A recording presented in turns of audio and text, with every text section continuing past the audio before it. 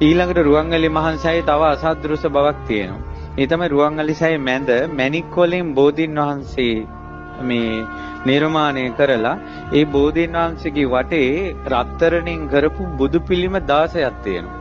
ඒ බුදු පිළිමයක් කෙලින්ම ඉස්සරහා සෑයේ මෙහෙම මැදින් කෙලින්ම පේශාවල් වලින් ඉස්සරහා අපි ඇවිදින මළුවේ සිරිපතුලක් තියලා තියෙනවා. ඒකට සෑයේ වටේට සිරිපතුල් 16ක්.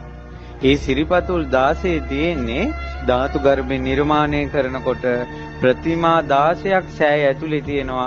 ඒ ප්‍රතිමාව කෙලින්ම තමයි මළුවේ සිරිපතුලක් තියලා තියෙන්නේ. ඒ සිරිපතුලට වැන්දම ප්‍රතිමාවට වඳින විදියට. මේ රුවන්වැලි සෑ මළුව ඇතුලේ මැණික් ගල් 4ක් තියෙනවා. මේ ලෝකේ කිසි කෙනෙකුට මිල කරන්න බෑ මේ මැණික් ගල් 4. මේ සෑය ඇතුලට ෆෑසර් 4ක් දැම්මා වගේ එළියයි ඒ මැණික් ගල් 4 මුල්ලේ තියලා තියෙනවා. ඒක ගණන් හදන්න දුටුගැමුණු රජුරන්ගේ කාලෙවත් ඒ ගල් 4ට ගණන් හදන්න බෑ කියනවා.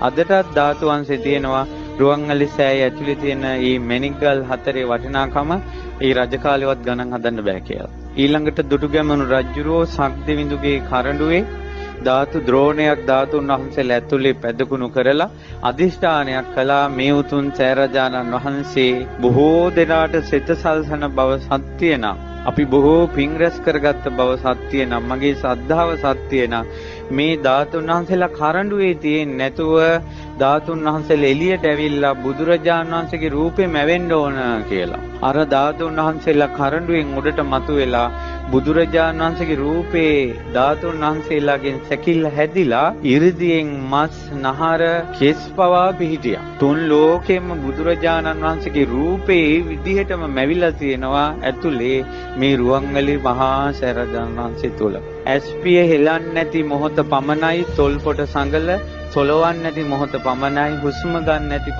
පමණයි එපමණකින් බුදුරජාණන් වහන්සේ පිරිනුවම් පාලා අර රූපේ ඒ විදිහටම රුවන්වැලි මහා සෑය ඇතුලේ තිබෙනවා. මේ බුදුරජාණන් වහන්සේ මුණ ගැහෙනවා වගේ එන්න සුදුසු තැන. ලංකාවේ මිනිස්සු බුදුරජාණන් වහන්සේ මුණ ගැහෙන්න එනවා නම් එන්න ඕන සුදුසු තැන තමයි ස්වර්ණමාලී මහා සෑරජාණන් වහන්සේ. තමන්ගේ ජීවිතේ ශෝක සංතාප නිවා ගන්න සුදුසු තැන. ඉතින් බොහෝ දෙවි දේවතාවුන් වහන්සේලා 330 පැයි මා මේ බණ කියන මොහොතේ පවා දෙවියන්ගේ දෙව්ලොව කෙනෙක් හෝ බඹලොව කෙනෙක් හෝ නාලොව කෙනෙක් හෝ මනුලොව කෙනෙක් හෝ අනිවාර්යෙන් සෑය වදිනවා. මේ රුවන්වැලි මහා සෑය හිස් නොවන මොහොතක් නැහැ. අපි රෑ 10ට ගේට්ටුව වැහුවට ඒ ගේට්ටු මිනිසුන්ට වැහුණට දෙවියන්ට බඹුන්ට නාගයන්ට යකුන් රකුසන් ආදී කිසි කෙනෙකුට ඒක වැහෙන්නේ නැහැ. ඒ නිසා